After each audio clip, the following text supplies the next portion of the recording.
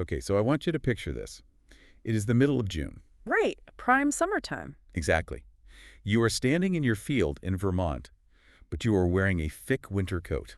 Which makes no sense for June. None at all. Yeah. You look up at the sky, expecting that familiar warm summer breeze. You've prepared for it. Your whole livelihood depends on it, really. Oh, absolutely. Your family's survival for the coming winter is entirely dependent on this crop. But instead of warmth, you feel this biting, bitter chill. It's terrifying. It really is. And you watch in absolute jaw-dropping disbelief as snow, literal snow, begins to fall on your freshly planted crops. In June. In June. And you have absolutely no idea why this is happening. Nobody did. Right. That is the truly terrifying part. Neither does anyone else on the entire planet. So welcome to the deep dive. We are so thrilled you're here with us today. We really are, because our mission today is to explore a historical mystery that honestly reads like a post-apocalyptic science fiction thriller. Except every single detail is entirely frighteningly real. Yeah, we're looking at an invisible global force that completely derailed the world for an entire year. It reshaped human history, it changed literature, and it even altered how we physically move across the Earth. If you are a curious learner looking for that perfect aha moment, you are definitely in the right place. We really are looking at one of the most remarkable and interconnected moments in human history here. And to do this properly, we are pulling from a pretty rich stack of source material today. Yeah, we are. We're looking at firsthand historical accounts, from diaries and ship logs. The primary sources. Exactly. Plus deep climate data derived from ice cores. And we're leaning on some definitive texts that synthesize all this complex stuff. Like the Gill and Darcy Wood book. Right. Tambora, The Eruption That Changed the World by Gill and Darcy Wood. And also The Year Without Summer by William K. Klingemann and Nicholas P. Klingemann. And those sources are exceptional, aren't they? Oh, they are, because they don't just give us the raw meteorological data. Right, they give the human side. Yeah, they bridge the hard science with that visceral, terrifying human experience of living through a climate anomaly that, well, nobody could explain. So let's set the scene right away. The year is 1816. Right. And we are focusing primarily on the Northern Hemisphere for this. Now, you and I, we intuitively understand the rhythm of the seasons. Sure, summer's hot, winter's cold. Exactly. Summer is the reliable season, is the life-giving season. Mm-hmm. But in 1816, summer simply fails to arrive. It just ghosts the hemisphere entirely. It really does. In New England, farmers are experiencing killing frosts in June. And then again in July. Yes, and then again in August. We are talking about summer snowstorms actively burying and destroying the harvests. It's just devastating. So, as an expert, what does a killing frost actually do to a crop like corn or wheat at that specific stage of development? Well, it's pretty brutal. When a frost hits in June, the plants have already germinated, right? Right, they're above the soil. Exactly. They've pushed above the soil, so they are highly vulnerable. The water inside the plant cells literally freezes. Oh, wow. Yeah, and water expands when it freezes, so it expands and ruptures the cell wall. So the plant just dies. Instantly. Yeah. The plant turns black and dies overnight. That is heartbreaking. And if you're a farmer, you might try to replant immediately, hoping for a late autumn to let the second round mature. Because what other choice do you have? Right. But in 1816, July brought another freeze, killing those replanted crops too. Oh, man. And by August, well, the growing season was mathematically over. There simply wasn't enough time left to grow food before winter hit for real. And it is so vital to remember the sheer synchronized global scale of this crisis. Yeah, it wasn't isolated. Not at all. It wasn't just some quirky North American weather anomaly. Let's move across the Atlantic to Europe at that exact same time. The situation there is arguably even more desperate. Because they aren't just dealing with the cold, right? Yeah. They are dealing with relentless, unceasing rain. Exactly. And you have to remember the context. Europe in 1816 is still recovering from the Napoleonic Wars. Which had just ended, right? Literally the previous year. So the continent's agricultural infrastructure is already battered and broken down.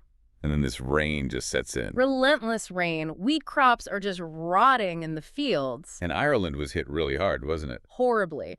In Ireland, the constant dampness causes the potato crops to literally rot in the ground before anyone can even harvest them. Which leads directly to famine. Yes, the worst famine of the entire 19th century, in fact. You have bread prices skyrocketing everywhere. Which never goes over well. Never.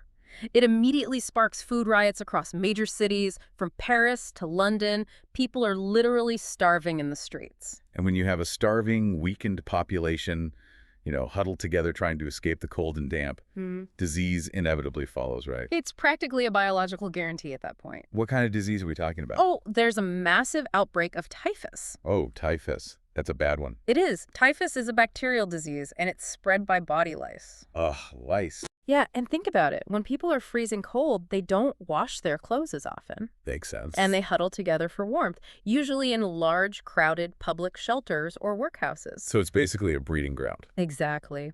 It creates the perfect vector for lice to spread rapidly among a population whose immune systems are already completely compromised by severe malnutrition. Do we know how many people died from this?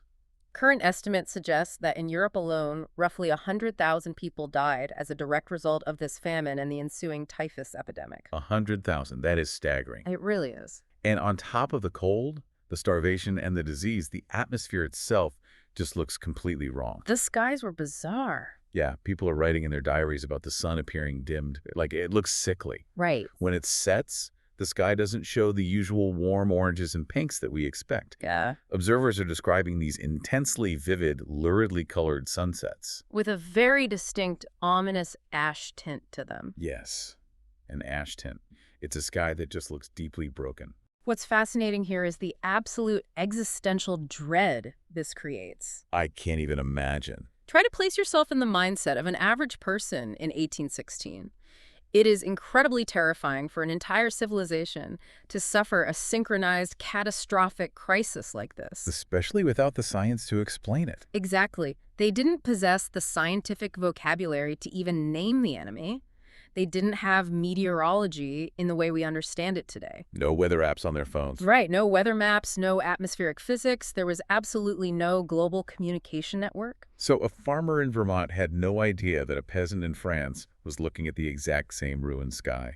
They were completely isolated in their panic. So how do humans cope with the inexplicable? They make up stories. They look for a narrative, to make sense of the chaos. Right. If you can't explain it scientifically, you explain it morally or supernaturally. Exactly. I was reading that some people blamed sunspots, which were a known phenomenon, but they were super poorly understood at the time. Sunspots were a popular scapegoat, yeah. But the most common reaction was just religious panic, wasn't it? Oh, absolutely. People blamed divine punishment.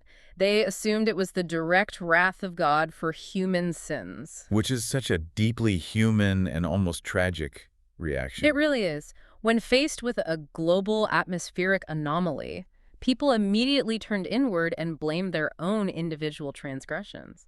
Like it was their fault it was snowing in July. Right. There was a huge surge in religious revivals and apocalyptic preaching during this time. I bet. And they gave the year these incredibly bleak nicknames. In America, it was widely known as 1800 and froze to death. 1800 froze to death. Yeah. Others called it the year of the beggar or the poverty year. They were literally watching their world collapse and grasping at absolute straws for why. I have to say, it feels exactly like living inside a horror movie. Very much so. But a horror movie where the monster is completely invisible. You can't fight it. You can't run from it. You just freeze. Yeah, you just have to sit in your freezing house and watch the sky. I can't imagine the psychological toll that would take on a person. It would break you. The transition from thinking, oh, this is an unseasonably cold week, to realizing, wait, the world is literally ending. That must have happened the exact moment the food supply was visibly ruined. Well, in an agrarian society, your margin for error is razor thin to begin with. Right. You eat what you grow. Exactly. So when you see those blood-colored sunsets, which, by the way, became a major motif in the landscape paintings of the era. Oh, really? Like who? Most notably by J.M.W. Turner. His skies are famous for this. I'll have to look that up. Yeah, but when you see that sky, you aren't just seeing a pretty strange sunset.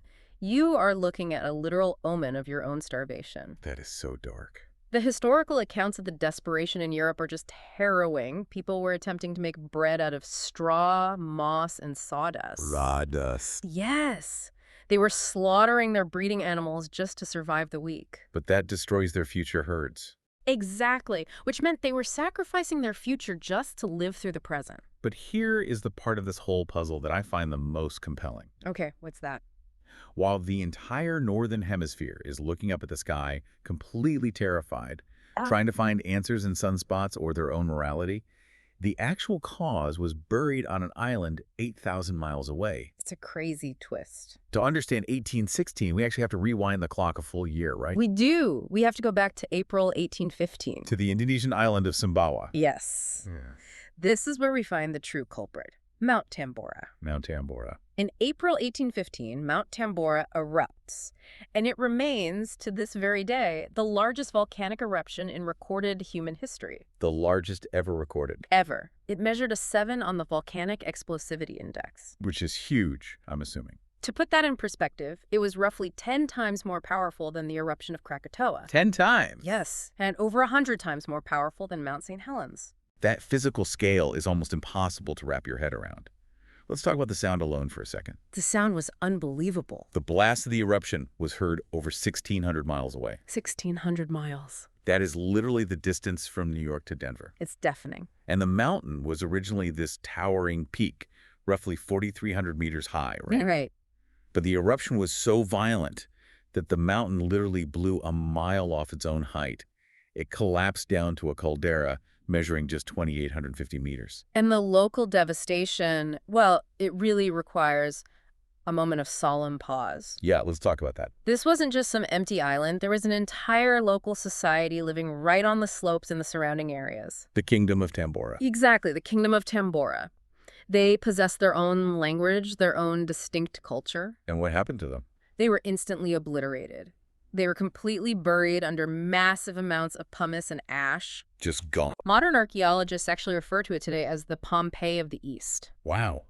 The Pompeii of the East. In fact, an entire village, with homes and the remains of its people, was only rediscovered beneath the thick layers of ash in 2004. 2004. That is heartbreaking. Yeah. An entire culture was just erased in a matter of hours. It is. It's a profound tragedy. If you look at the immediate regional deaths from the sheer force of the blast, the pyroclastic flows, and the tsunamis. There were tsunamis, too. Oh, yeah, massive ones. Combined with the extreme famine and disease that ravaged the Indonesian archipelago immediately afterward, because, of course, the local crops and water supplies were utterly destroyed. Right. What are the numbers? The estimates range from 71,000 to over 117,000 dead locally. That is an apocalyptic event on a local level alone. But this is where I need you to really break down the science for us. Okay, let's do it. How does a localized tragedy in Indonesia leap across the entire planet to freeze New England and starve Europe a full year later? It's a great question. I assume it's the ash blocking the sun, right? Like a big smoke cloud. Actually, no, and that is a very common misconception. Oh, really? Yeah. Ash falls relatively quickly because it's heavy. The ash from Tambora certainly blanketed the local region, but it didn't cause the global freeze. So it did. The scientific mechanism here is much more insidious. The eruption fired an absolutely enormous mass of sulfur, specifically sulfur dioxide gas, straight up into the stratosphere. Okay, let me pause you right there. What is the difference between the gas hitting the stratosphere versus staying lower down? That is the key to the whole thing. The lowest layer of our atmosphere, where all our weather happens, is the troposphere. Troposphere, okay. If the sulfur had just stayed there, it would have mixed with rain and washed out in a matter of weeks. It would have been bad, but temporary. Got it. But Tambora's blast was so incredibly powerful that it punched right through the troposphere and injected roughly 55 million tons of sulfur dioxide into the stratosphere. 55 million tons. Yeah, and the stratosphere is much higher up, and it's much more stable.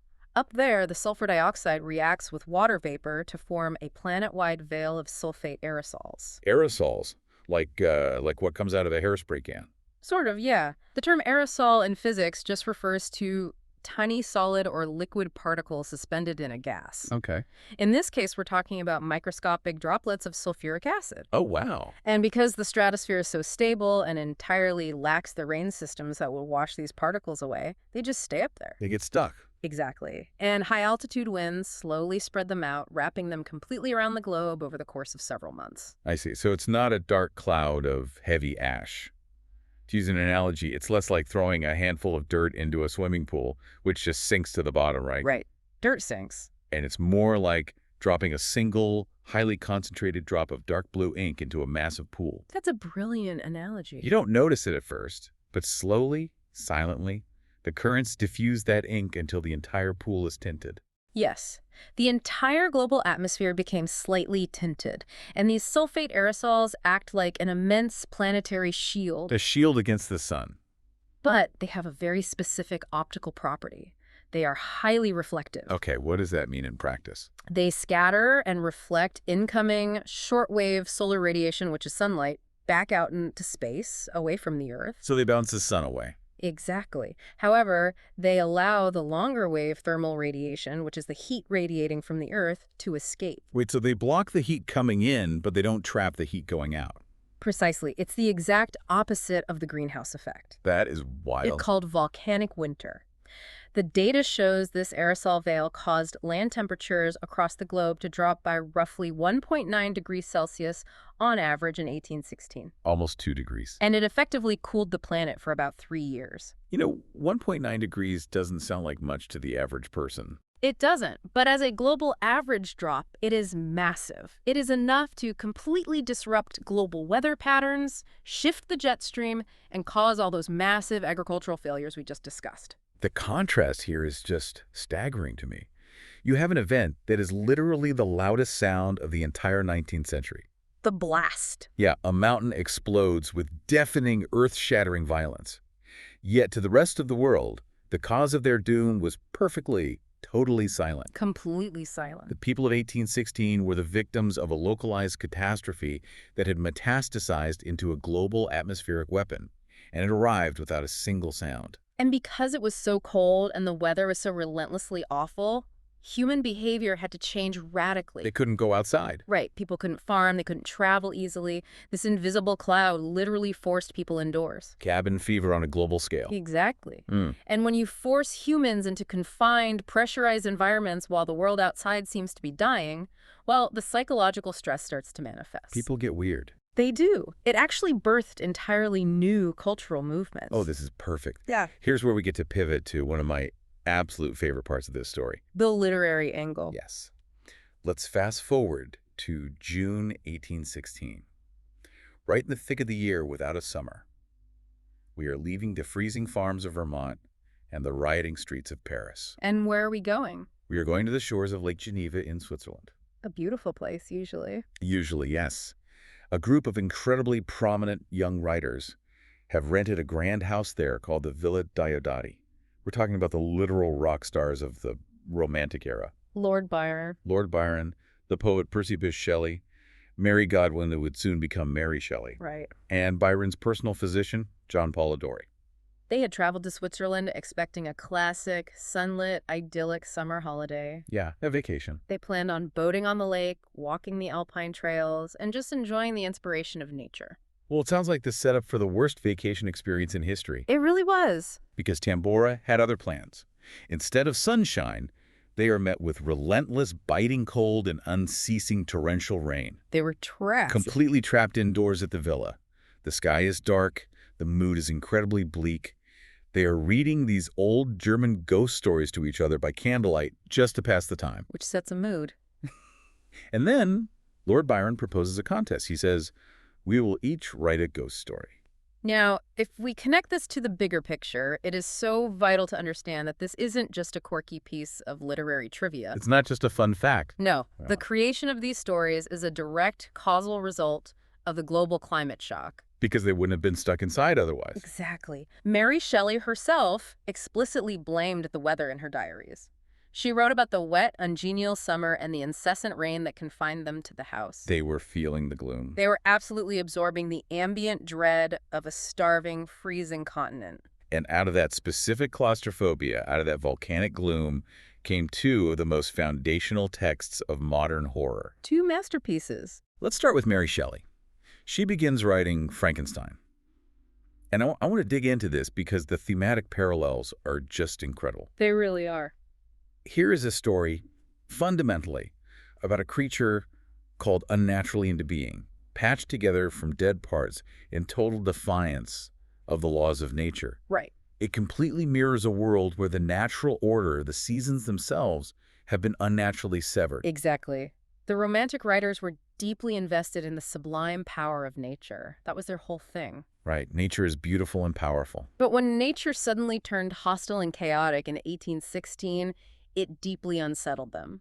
Shelley's Frankenstein explores the terrifying consequences of man trying to play God and master nature. Which reflects the anxieties of the time. Completely. It reflects the deep anxiety of an era realizing how utterly at the mercy of natural forces they truly were. And the setting of the book, too. Yes, the novel features a creature abandoned by its creator, wandering through desolate, icy landscapes. So the freezing summer literally seeped into the geography of the book. It absolutely did. And then you have John Polidori. The Doctor. Right, the doctor. He didn't just write a scary story. He wrote a novella called The Vampire. With a Y. Yes, with a Y. Which pretty much single-handedly founds the modern vampire genre. Before Bram Stoker's Dracula. Way before. Because before Polidori, vampires in folklore were mostly these mindless, bloated peasant ghouls. Just walking corpses, basically. But Polidori, who was arguably projecting a lot of his complicated feelings about his boss, Lord Byron, created a totally new monster. Lord Ruthven. Yes, Lord Ruthven. He created the suave, aristocratic, parasitic vampire. It's such an incredible paradox when you think about it. How so? The exact same atmospheric darkness, the exact same lack of sunlight that was rotting crops in Ireland and starving the poor of Paris, was also creating the most enduring monsters of our modern imagination. That is wild. The raiders at Villa Diodati were staring out at a lake they couldn't sail on, under a sky they couldn't understand, and they channeled the collective anxiety of a broken world directly onto the page. So without the volcano, no monsters. Without the eruption of Mount Tambora, we likely don't get Frankenstein, and we definitely don't get Dracula or any of the suave vampire lore that followed. It is mind-blowing. But I want to bring us back down to earth for a minute. Sure. Because while the upper classes, the Byrons and the Shelleys, were inventing literary monsters to pass the time in a Swiss villa, everyday people were dealing with the horrific practical realities of the famine. Life and death stuff. Yeah. And ironically, that sheer desperation led to massive geographical shifts and a mechanical invention that I guarantee almost everyone listening to this has used. It's a great transition. Let's talk about the practical echoes, starting with North America. What happened there? Well, the agricultural collapse caused massive, very tangible ripples across human society. In North America, the ruined harvests in New England completely broke the financial backs of thousands of farmers. We were ruined. They couldn't survive another failed year. Their land was suddenly useless, so they made the desperate choice to pull up stakes. They just left. They migrated west and south in massive, unprecedented waves, looking for better soil and a warmer climate. This is a huge piece of American history that doesn't get talked about enough. It really shaped the country. It wasn't just a few families moving, it was a mass exodus. Yeah. Entire towns in Vermont and Maine practically emptied out. Just abandoned. Yeah. They moved into the Ohio Valley, Indiana, and Illinois.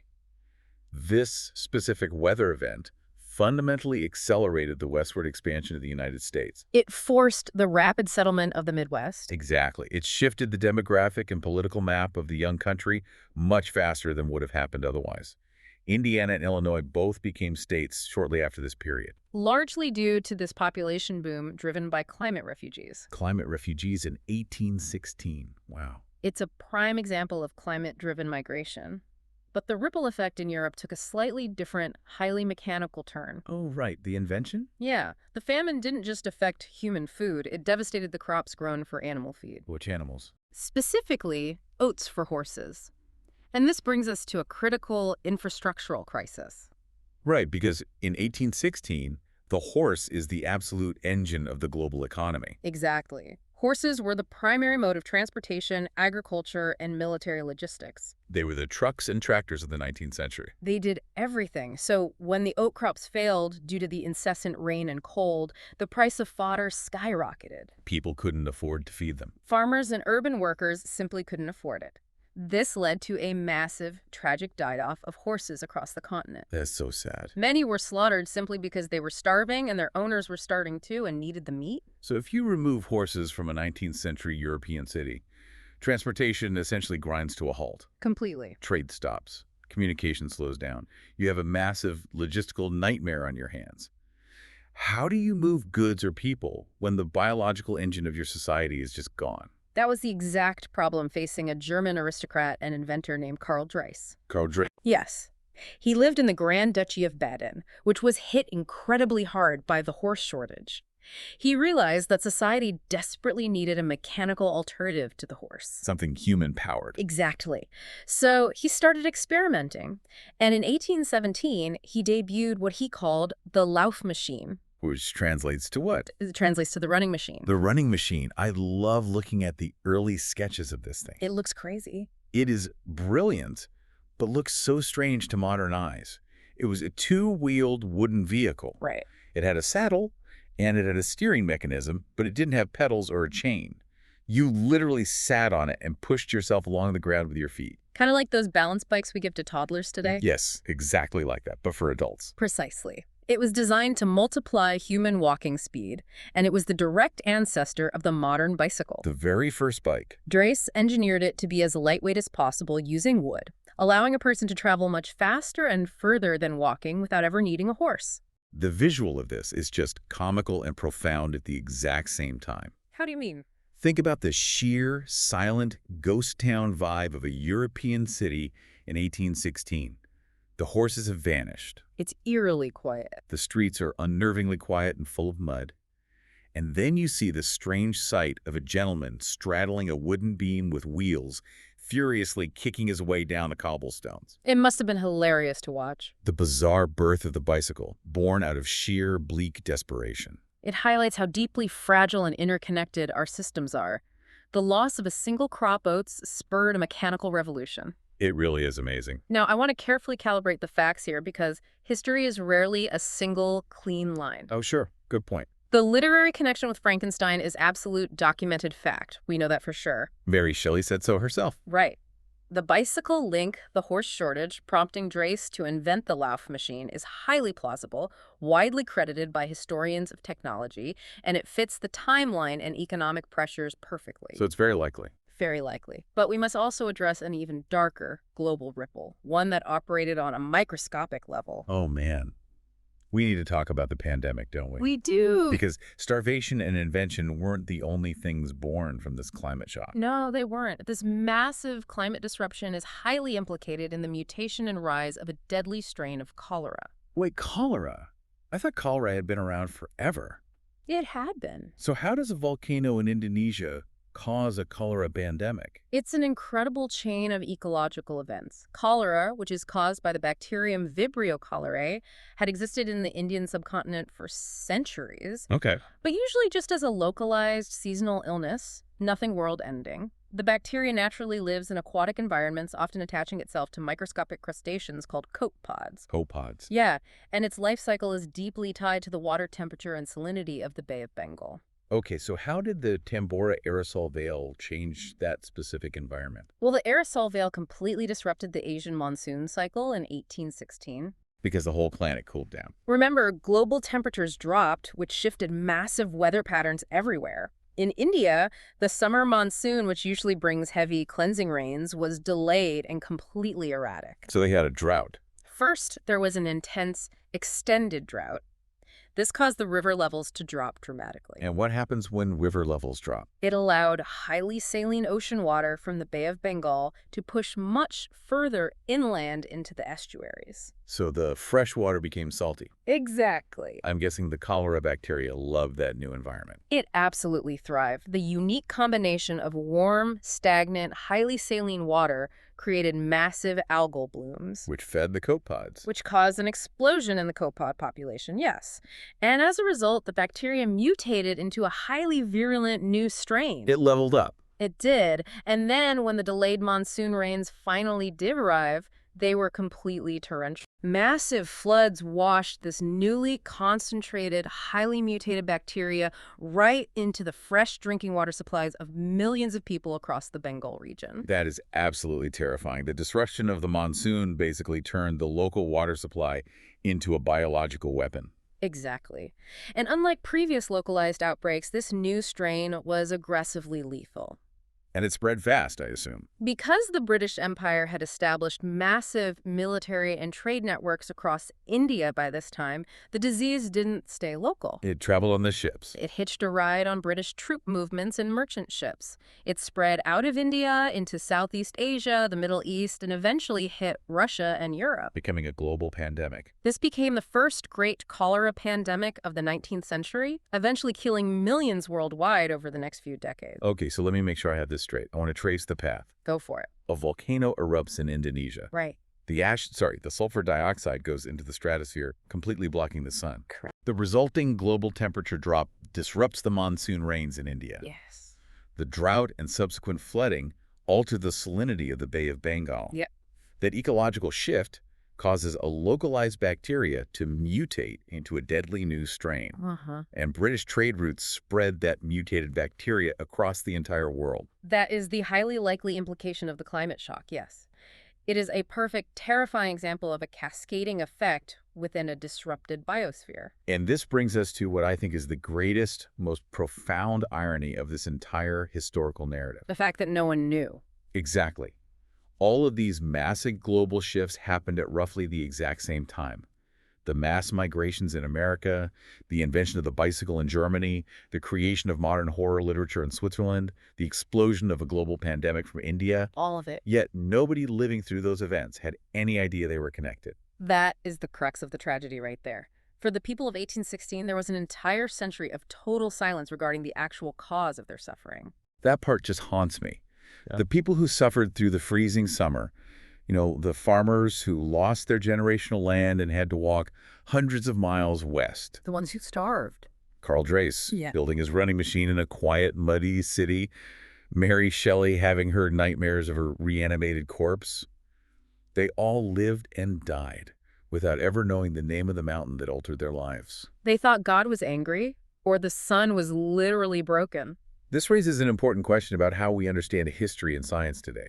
We talk about historical echoes a lot. Why did it take so long for humanity to figure this out? Yeah. It literally took until the 20th century for modern science to firmly, conclusively connect the misery of the year without a summer to the eruption of Mount Tambora. And the reason it took so long is because of the way information was siloed back then. What do you mean by siloed? Well, in the 19th century, scientific disciplines didn't talk to each other the way they do today. They were in their own bubbles. Very much so. You had early volcanologists looking at rock layers and pumice in Indonesia. You had historians reading accounts of bread riots and failed harvests in Paris.